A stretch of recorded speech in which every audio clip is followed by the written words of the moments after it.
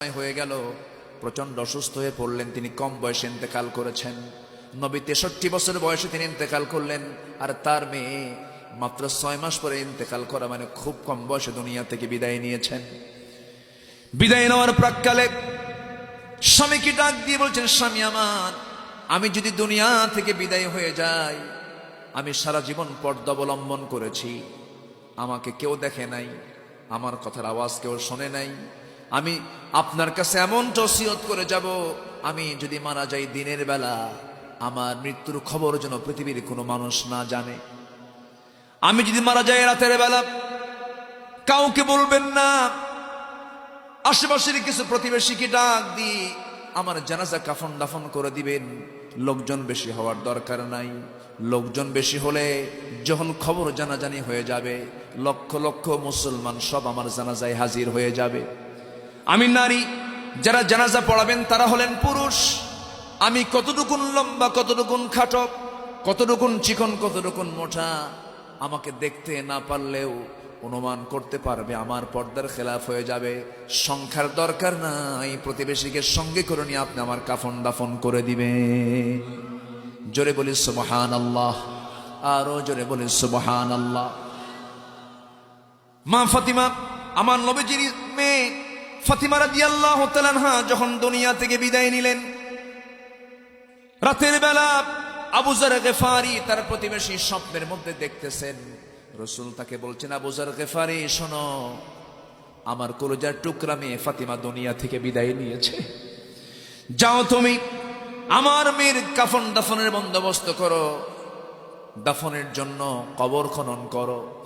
তিনি কোদাল নিয়ে বের হলেন, চলে আসলেন আলীর বাড়িতে। দরজায় নক করে বলছেন, ভাই আলী দরজা খোলো। দরজা খুলেই সালাম দিয়ে তিনি কান্নায় ভেঙে পড়ছেন আর বলছেন, নবীজির কলিজার টুকরা মেয়ে ফাতিমা দুনিয়া থেকে বিদায় নিয়েছেন। হযরত আলী বলেন, ভাই আবু যর, তোমাকে এই সংবাদটা দিল কে? সঙ্গে সঙ্গে তিনি বলছেন, সংবাদ তোমাকে কেউ দেয় নাই, রাসূল আমাকে স্বপ্নে জানিয়ে দিলেন তার কবরটা খনন করার জন্য। কবর খনন করার জন্য আবু যর গিফারি চলে গেলেন। আবু যর গিফারি কবর খনন করতে গেলেন। কবর খনন যখন শুরু হয়ে গেছে, এমন সময় কবর খনন করতে করতে পাগলের মতো হয়ে গেছেন আবু যর। কবর খননের এক প্রকালে এক পর্যায়ে কবর থেকে যখন তিনি উঠে আসতেছেন কোদাল নিয়া, কবরকে লক্ষ্য করে বলছেন, কবর, আজকে তোর এই মাটিতে, তোর এই জায়গায় এমন একজন ব্যক্তিকে রাখা হবে যার সম্মান, যার মর্যাদা এত বেশি, আমার নবীজির কলিজার টুকরা, দেহের টুকরা ফাতিমা, কবর অসম্মান তুই করবি না।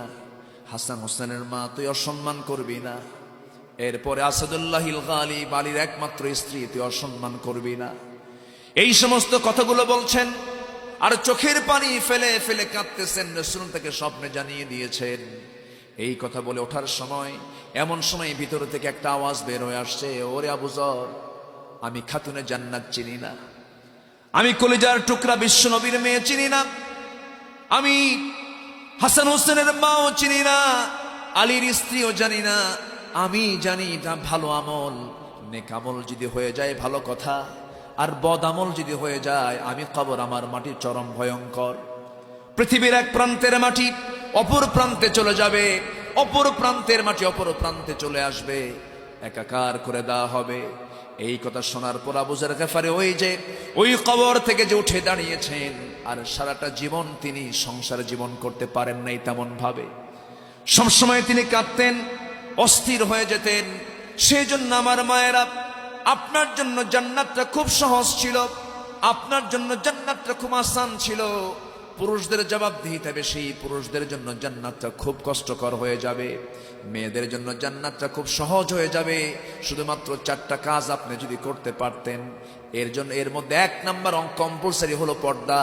কারণ পর্দা ছাড়া নামাজ হবে না, পর্দা ছাড়া রোজা হবে না, পর্দা ছাড়া কোনো কিছুই হবে না। সেই জন্য আপনাকে পর্দার মাঝি নামাজ, পর্দার মাঝি রোজা, এই পর্দা সহকারে নামাজ, রোজা, স্বামীর আনুগত্য, এই 4টা কাজ যদি আপনি করতে পারতেন, আমার আল্লাহর ঘোষণা, ওই বান্দির জন্য আমি আল্লাহ 8টা জান্নাতের সমস্ত দরজা তার জন্য খুলে খুলে দেব। জোরে বলি সুবহানাল্লাহ। আমার মা, পর্দা যদি আপনারা সবাই করতেন, কোনো পর্দাহীন কোনো পুরুষ আপনাকে ডিস্টার্ব করতে পারতো না। আপনার সতর আপনাকে ঢাকতে হবে, আপনাকে পর্দা অবলম্বন করতে হবে। আল্লাহ তাআলা এই জায়গায় সুন্দর করে পুরুষ এবং নারী উভয়কে আল্লাহ তাআলা সুন্দর করে বলছেন, শোনো তোমরা 10টা গুণ অর্জন করবে। কয়টা গুণ বলেন? 10টা গুণ অর্জন করবে।